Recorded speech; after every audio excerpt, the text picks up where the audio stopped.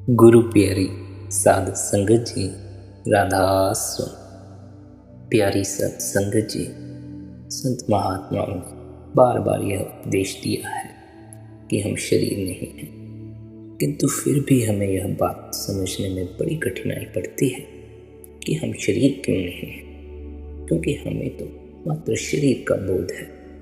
हमारा तादात्म्य शरीर से ज़्यादा जुड़ा हुआ है, आत्मा से इतना कम है कि हमें आत्मा का कोई बोध ही नहीं हो पाता। इसलिए यह समझना मुश्किल हो जाता है कि यदि हम शरीर नहीं हैं तो हमें यह पता कैसे चलेगा, हम आत्मा हैं, हमें इसका पता कैसे चलेगा।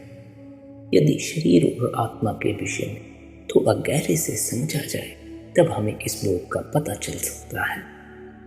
आज के इस सत्संग का विषय है हम शरीर नहीं आत्मा है, इसका बोध हमें कैसे हो, इसका कैसे पता चले कि हम शरीर नहीं हैं। आज के इस सत्संग को ध्यानपूर्वक और अंत तक अवश्य सुनिए। पहली बात तो यह, शरीर और आत्मा बहुत गहरे में दो नहीं है, उनका भेद भी बहुत ऊपर है। और जिस दिन दिखाई पड़ता है पूरा सत्य, उस दिन ऐसा दिखाई नहीं पड़ता कि शरीर और आत्मा अलग अलग हैं। उस दिन ऐसा ही दिखाई पड़ता है कि शरीर आत्मा का वह हिस्सा है जो इंद्रियों की पकड़ में आ जाता है, और आत्मा शरीर का वह हिस्सा है जो इंद्रियों की पकड़ के बाहर रह जाता है। शरीर और आत्मा एक ही सत्य के दो छोर हैं। शरीर का ही अदृश्य छोर आत्मा है और आत्मा का ही दृश्य छोर शरीर है। यह तो बहुत आखिरी अनुभव में पता चलता है। अब यह बड़े मज़े की बात है। साधारणतः हम सभी यही मानकर चलते हैं कि शरीर और आत्मा एक ही हैं, लेकिन यह भ्रांति है।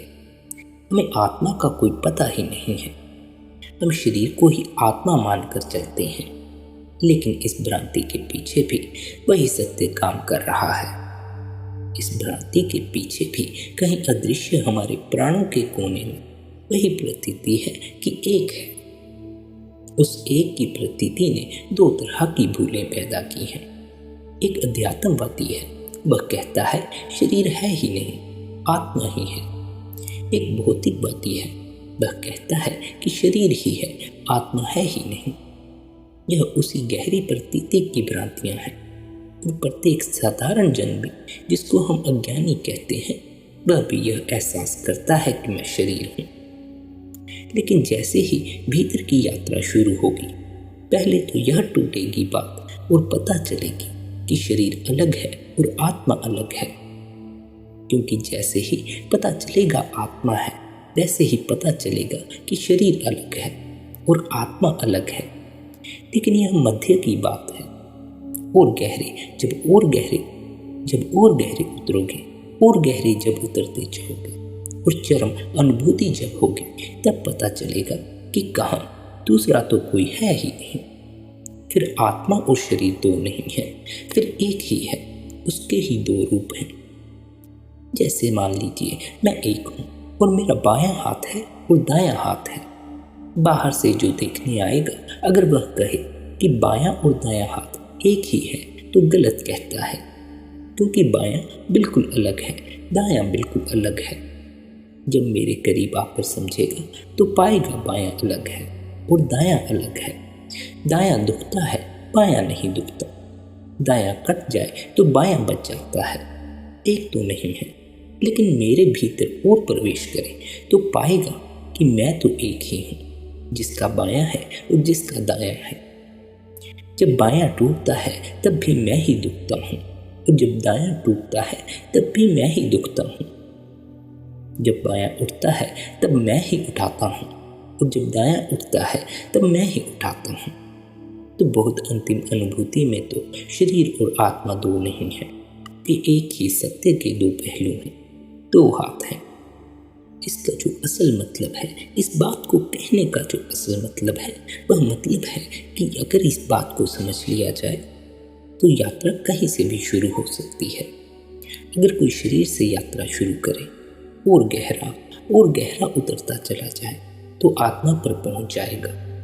अगर कोई मेरा बायां हाथ पकड़ना शुरू करे और पकड़ता जाए तो आज नहीं कल मेरा दायां हाथ उसकी पकड़ में आ जाएगा।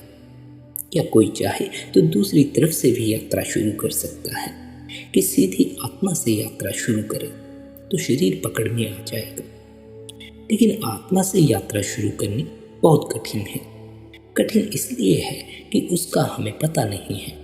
हम खड़े हैं शरीर पर तो हमारी यात्रा तो शरीर से शुरू होगी। ऐसी विधियां भी हैं जिनमें यात्रा सीधी आत्मा से शुरू होती है, लेकिन साधारणतः ऐसी विधियां बहुत थोड़े से लोगों के काम की हैं। कभी लाख में एक आदमी मिलेगा जो उस यात्रा को कर सकेगा। अधिकतम लोगों को तो यात्रा शरीर से ही शुरू करनी पड़ेगी, क्योंकि वहां हम खड़े हैं। उसी का हमें केवल मात्र बोध है। जहां हम खड़े हैं वहीं से यात्रा शुरू हो। उस शरीर की जो यात्रा है उसकी तैयारी कुंडलिनी है। शरीर के भीतर में जो गहरे से गहरे अनुभव हैं, उन गहरे अनुभवों का जो मूल केंद्र है वह कुंडलिनी है। असल में जैसा हम शरीर को जानते हैं और जैसा शरीर शास्त्री जानता है, शरीर उतना ही नहीं है, शरीर उससे बहुत ज्यादा है। पंखा चल रहा है, पंखे को हम उतार लें और तोड़कर सारा जांच कर डालें तो भी बिजली हमें कहीं नहीं मिलेगी। और यह हो सकता है कि एक बहुत बुद्धिमान आदमी भी यह कहे कि पंखे में बिजली जैसी कोई भी चीज़ नहीं है। एक एक अंक को काट डालें, कभी बिजली नहीं मिलेगी। फिर भी पंखा बिजली से चल रहा था और पंखा उसी क्षण बंद हो जाएगा जिस क्षण बिजली की धारा बंद हो जाएगी। तो शरीर शास्त्री ने एक तरह शरीर का अध्ययन किया है। काट काट कर तो उसे कुंडलिनी कहीं भी नहीं मिलती, मिलेगी भी नहीं। फिर भी कुंडलिनी की विद्युत शक्ति से सारा शरीर चल रहा है। यह जो कुंडलिनी की विद्युत शक्ति है, इसको बाहर से शरीर के विश्लेषण से कभी नहीं जाना जा सकता, क्योंकि विश्लेषण में वह तत्काल क्षीण भिन्न होकर विदा हो जाती है, विलीन हो जाती है। उसे तो जानना हो तो भीतर अनुभव से जाना जा सकता है।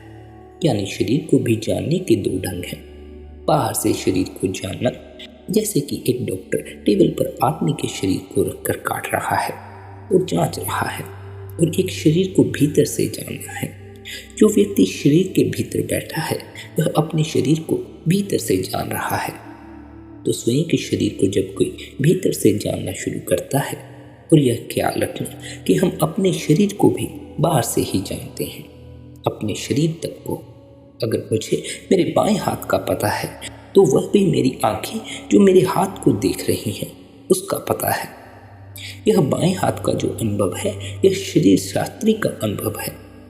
लेकिन आंख बंद करके इस बाएं हाथ की आंतरिक जो प्रतीति है, भीतर से जो इसका अनुभव है, वह मेरा अपना अनुभव है।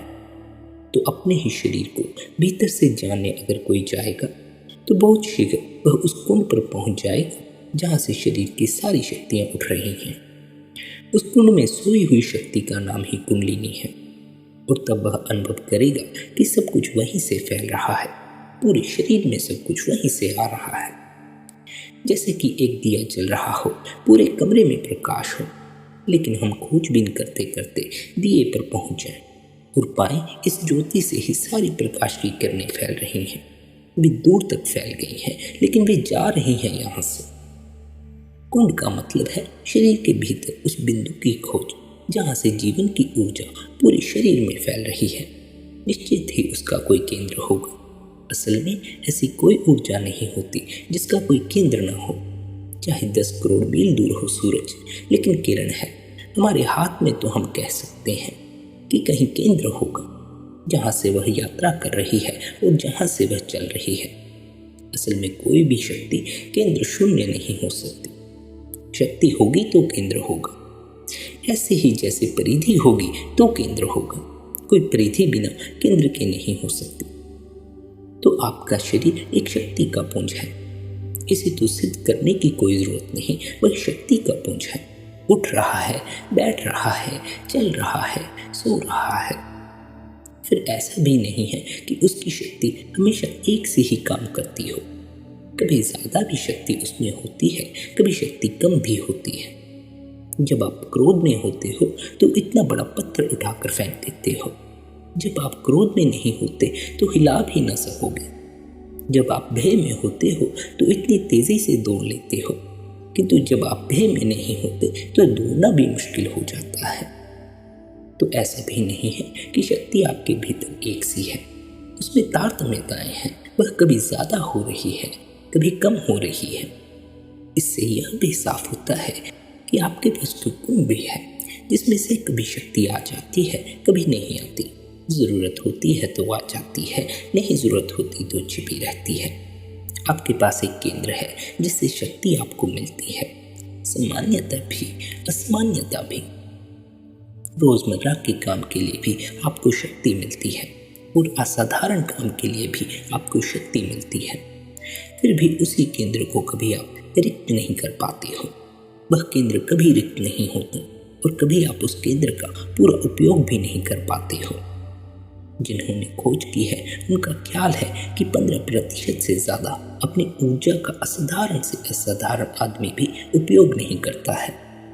हमारी जो न्यूनतम सीमा रेखा है उसको हम अपनी परम सीमा रेखा मानकर जी रहे हैं, और इसलिए कई क्षणों में, जबकि संकट का क्षण हो, साधारण से साधारण आदमी भी असाधारण क्षमता प्रकट कर पाता है। तो कई बार हमें संकट में अचानक पता चलता है कि हमारे भीतर क्या था। एक केंद्र है जिस पर यह सारी शक्ति ठहरी हुई है, छिपी हुई है, सोई हुई है। कहना चाहिए एक बीज की तरह, जिसमें सब कुछ अभी बंद है पर प्रकट हो सकती है। इसको कुंड कहा जाता है। कुंड शब्द बड़ा महत्वपूर्ण है। कुंड का अर्थ होता है, कुंड के कई अर्थ होते हैं। पहला तो अर्थ यह है कि जरा सी लहर भी नहीं उठ रही, क्योंकि जरा सी लहर उठे तो सक्रिय हो गई शक्ति। कुंड का मतलब है जहाँ जरा सी भी लहर नहीं उठ रही, सब सोया हुआ है, जरा सा कंपन नहीं, सब प्रसुप्त है। दूसरा अर्थ यह है कि प्रसुप्त तो है, लेकिन किसी भी क्षण सक्रिय हो सकता है, मृत नहीं है, सूखा नहीं है, कुंड भरा हुआ है। किसी भी क्षण सक्रिय हो सकता है, लेकिन सब सोया हुआ है। और इसलिए हो सकता है कि हमें पता भी न चले कि हमारे भीतर क्या सोया हुआ था, क्योंकि हमें उतना ही पता चलेगा जितना हम जगाएंगे। इसे समझ लेना, क्योंकि जगाने के पहले हमें पता ही नहीं चल सकता कि हमारे भीतर क्या सोया हुआ है। उतना ही पता चलेगा जितना जगेगा, जितना जगेगा उतना ही बोध होगा। यानी आपके भीतर जितनी शक्ति सक्रिय होगी उतनी ही आपके चेतन में आएगी, और जो निष्क्रिय शक्ति है वह आपके अचेतन और अनकॉन्शियस में सोई रहेगी। इसलिए महान से महान व्यक्ति को भी जब तक वह महान नहीं हो जाता पता नहीं चलता। न बुद्ध को पता चलता है, न महावीर को पता चलता है, न जीसस को पता चलता है। वे जिस दिन हो जाते हैं उसी दिन पता चलता है। और इसीलिए अनायास जिस दिन उनके भीतर यह घटना घटती है, उस दिन उनको अनुकंपा मालूम पड़ती है कि पता नहीं कहाँ से यह दान मिला, पता नहीं कहाँ से यह आया, कौन दे गया। यह जो सोया हुआ कुंड है अचेतन, इसमें से जितनी शक्ति जग जाती है वह कुंडलिनी है। कुंड तो अचेतन है, कुंडलिनी चेतन है। कुंड तो सोई हुई शक्ति का नाम है, कुंडलिनी जागी हुई शक्ति का नाम है। उसमें से जितना हिस्सा जाकर ऊपर आ गया, उस कुंड से जितना बाहर आ गया उतनी कुंडलिनी है। कुंडलिनी पूरा कुंड नहीं है। कुंडलिनी उसमें से बहुत छोटी सी एक लहर है जो उठ गई है। इसकी दोहरी खोज है इस यात्रा में। आपके भीतर जो कुंडलिनी जगी है वह तो सिर्फ खबर है आपके भीतर एक स्रोत की, जहाँ और भी बहुत कुछ सोया होगा। जब एक किरण आई है तो अनंत किरणों की वहाँ संभावना है। तो एक रास्ता तो कुंडलिनी को जगाने का है, जिसमें से आपकी शक्ति, शरीर की शक्ति का आपको पूरा बोध हो सकेगा। और इस शक्ति को जगाकर आप शरीर के उन बिंदुओं पर पहुंच जाओगे जहाँ से शरीर के अदृश्य रूपों में आत्मा में प्रवेश आसान है। उन द्वारों पर पहुंच जाओगे इस शक्ति को जगाकर, जहाँ से अदृश्य द्वार पर आप जा सकते हो। और इसको भी समझ लेना ज़रूरी है, क्योंकि हम जो कुछ भी कर रहे हैं वह हमारी शक्ति किन्हीं द्वारों के द्वारा कर रही है। अगर आपके कान खराब हो जाए तो शक्ति वहाँ तक आकर लौट जाएगी, लेकिन आप सुन ना सकोगे। फिर धीरे धीरे शक्ति वहाँ आनी बंद हो जाएगी, क्योंकि शक्ति वहाँ आती है जहाँ उसको सक्रिय होने का कोई मौका हो। वह वहाँ नहीं आएगी। यह जो अंग हमारे पास हैं उन अंगों में से एक अंक भी खो जाए तो उस दुनिया का दरवाज़ा बंद हो जाएगा। जैसे आँख खो जाए तो फिर हमें प्रकाश का कोई अनुभव ना हो सकेगा। फिर कितने ही अच्छे कान हों हमारे पास और कितने ही अच्छे हाथ हों, प्रकाश का अनुभव नहीं हो सकेगा। तो जब कुंडलिनी आपकी जागनी शुरू होती है तो वह कुछ ऐसे नए द्वारों पर भी चोट करती है जो सामान्य नहीं है, जिनसे आपको कुछ और चीज़ों का पता चलना शुरू होता है जो कि इन आँखों से पता नहीं चलता था, इन हाथों से पता नहीं चलता था। अगर ठीक से कहें तो ऐसा कह सकते हैं कि आपकी अंतर इंद्रियों पर चोट होनी शुरू हो जाती है। अभी भी आपकी कुंडलिनी की शक्ति ही इन आँखों को और कानों को चला रही है, लेकिन ये बाहरी इंद्रियां हैं और बहुत छोटी सी मात्रा कुंडलिनी की इनको चला लेती है। अगर आप उस मात्रा में थोड़ी सी भी बढ़ती कर दो तो आपके पास अतिरिक्त शक्ति होगी जो नए द्वारों पर चोट कर सके। जैसे कि यदि हम पानी बहा दें, अगर पानी की एक छोटी सी मात्रा हो तो पानी की एक लीक बन जाएगी और फिर पानी उसी में से बहता हुआ चला जाएगा। लेकिन पानी की मात्रा एकदम से बढ़ जाए तो तत्काल नई धाराएं शुरू हो जाएंगी, क्योंकि उतने पानी को पुरानी धारा ना ले जा सकेगी। तो कुंडलिनी को जगाने का जो गहरा शारीरिक अर्थ है वह यह है कि इतनी ऊर्जा आपके पास हो कि आपके पुराने द्वार उसको बहाने में समर्थ न रह जाएं। तब अनिवार्य रूपेण उस ऊर्जा को नए द्वारों पर चोट करनी पड़ेगी और आपकी नई इंद्रियां शुरू हो जाएंगी। उन इंद्रियों में बहुत तरह की इंद्रियां हैं। आपको कुछ चीज़ें दिखाई पड़ने लगेंगी, कुछ सुनाई पड़ने लगेंगी जो कि कान की नहीं है, आँख की नहीं है। आप कुछ चीज़ें अनुभव करने लगोगे जिनमें आपकी किसी इंद्रिय का कोई योगदान नहीं है। आपके भीतर नई इंद्रियां सक्रिय हो जाएंगी और इन्हीं इंद्रियों की सक्रियता का जो गहरे से गहरा फल होगा वह आपके शरीर के भीतर जो अदृश्य लोक है, जिसको आत्मा हम कह रहे हैं, आपके शरीर का जो सूक्ष्मतम अदृश्य छोर है, उसकी प्रतीति उसे पकड़नी शुरू हो जाएगी। तो यह कुंडलिनी के जागने से आपके भीतर संभावनाएं बढ़ेंगी, शरीर से काम शुरू होगा। लेकिन यह साधारणतः कुंडलिनी को जगाने का प्रयोग हुआ, पर फिर भी कुंडलिनी पूरा कुंड नहीं है। एक दूसरा प्रयोग भी है जिस पर बहुत थोड़े से लोगों ने पृथ्वी पर उस पर काम किया है। वह कुंडलिनी जगाने का नहीं है, बल्कि कुंड में डूब जाने का है। उसमें से कोई एक छोटी मोटी शक्ति को उठाकर काम कर लेना नहीं, बल्कि समग्र चेतना को अपने उस कुंड में डुबा देना है। तब कोई नई इंद्रिय नहीं जागती, कोई अतीन्द्रिय अनुभव नहीं होंगे और आत्मा का अनुभव एकदम खो जाएगा। सीधा परमात्मा का अनुभव होगा। कुंडलिनी की शक्ति जगाकर जो अनुभव होंगे वह आपको पहले आत्मा का अनुभव कराएंगे और उसके साथ एक प्रतीति होगी कि दूसरे की आत्मा अलग है, मेरी आत्मा अलग है। जिन लोगों ने कुंडलिनी की शक्ति जगाकर अनुभव किए हैं वे अनेक आत्मवादी हैं। वे कहेंगे कि अनेक आत्माएं हैं, हर एक के भीतर अलग आत्मा है। लेकिन जिन लोगों ने कुंड में डुबकी लगाई है वे कहेंगे आत्मा है ही नहीं, परमात्मा ही है, अनेक नहीं है, एक ही है। क्योंकि उस कुंड में डुबकी लगाते से ही आप अपने ही कुंड में डुबकी नहीं लगाते, आप सबका जो सम्मिलित कुंड है उसमें प्रवेश कर जाते हो। आपका कुंड और मेरा कुंड और उनका कुंड अलग अलग नहीं है, इसलिए तो कुंड अनंत शक्तिवान है। आप उसमें से कितना ही उठाओ तो भी कुछ नहीं उठता। आप उसमें से कितनी बाल्टी पानी भर लाए हो, अपने घर के काम के लिए उससे कुछ वहाँ फर्क नहीं पड़ता। लेकिन आप अपना मटका भर लाए हो, मैं अपना मटका भर लाया हूँ। मेरे मटके का पानी अलग है, आपके मटके का पानी अलग है। हम सागर से कुछ ले आए हैं, लेकिन एक आदमी सागर में डूब गया, तब वह कहता है कि मटके वटके की कोई बात नहीं है और किसी का पानी अलग नहीं है, सागर एक है। वह जिसे आप घर ले गए हो वह भी इसी का हिस्सा है और कुछ दूर नहीं हो गया है और आप दूर न रख पाओगे, वह लौट आएगा। अभी धूप पड़ेगी और भाप बनेगी और बादल बनेंगे, वह सब लौट आएगा। वह कहीं दूर नहीं गया है, वह दूर जा नहीं सकता, वह सब यहीं लौट आएगा। तो जिन लोगों ने कुंडलिनी को जगाने के प्रयोग किए उन लोगों को अतीन्द्रिय अनुभव हुए, जो कि मनस की बड़ी अद्भुत अनुभूतियाँ हैं, और उन्हें आत्म अनुभव हुआ जो कि परमात्मा का सिर्फ एक अंश है, जहाँ से आप परमात्मा को पकड़ रहे हो। जैसे एक सागर के किनारे से मैं सागर को छू रहा हूँ, मैं उसी सागर को छू रहा हूँ जो कि करोड़ों मील दूर आप भी छू रहे होंगे।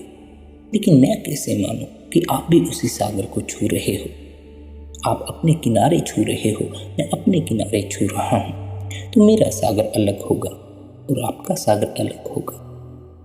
तो आत्मा जो है वह परमात्मा को एक कोने से छूना है, और कोने से छूने का रास्ता है कि एक छोटी सी शक्ति जग जाए तो आप छू लोगे। और इसलिए इस मार्ग से चलने पर एक दिन आत्मा को भी खोना पड़ता है, नहीं तो रुकावट हो जाती है, वह पूरा नहीं है। फिर आत्मा को भी खोना पड़ता है, फिर छलांग लगानी पड़ती है कुंड में। लेकिन यह आसान है। कई बार ऐसा होता है कि लंबा रास्ता आसान रास्ता होता है और निकटतम रास्ता कठिन रास्ता होता है। तो यह जो कुंडलिनी की छोटी सी शक्ति को उठाकर थोड़ी लंबी यात्रा होती है, क्योंकि इंद्रियों का सारा अंतर इंद्रियों का जगत खुलता है और आत्मा पर पहुंचते हैं, और फिर वहां से छलांग तो लेनी ही है, लेकिन बड़ी सरल हो जाती है। क्योंकि जिसको आत्म अनुभव हुआ, जिसने अपने को जाना और आनंद पाया, वह आनंद उसे पुकारने लगता है कि अब अपने को भी खो दो तो और परम आनंद पालोगे। अपने को जानने का एक आनंद है, अपने को पाने का एक आनंद है, और अपने को खोने का एक परम आनंद है। क्योंकि जब आप अपने को जान लोगे तब आपको सिर्फ एक ही पीड़ा रह जाएगी कि मैं हूँ, बस इतनी पीड़ा वो रह जाएगी। सब पीड़ाएं मिट जाएंगी, एक ही पीड़ा रह जाएगी कि मेरा होना भी क्यों है, यह भी अनावश्यक है, यह मेरा होना ही व्यर्थ है, अनावश्यक है। इसलिए इससे भी आप छलांग लगाओगे। एक दिन आप कहोगे कि मैंने होना जान लिया, अब मैं ना होना भी जानना चाहता हूँ।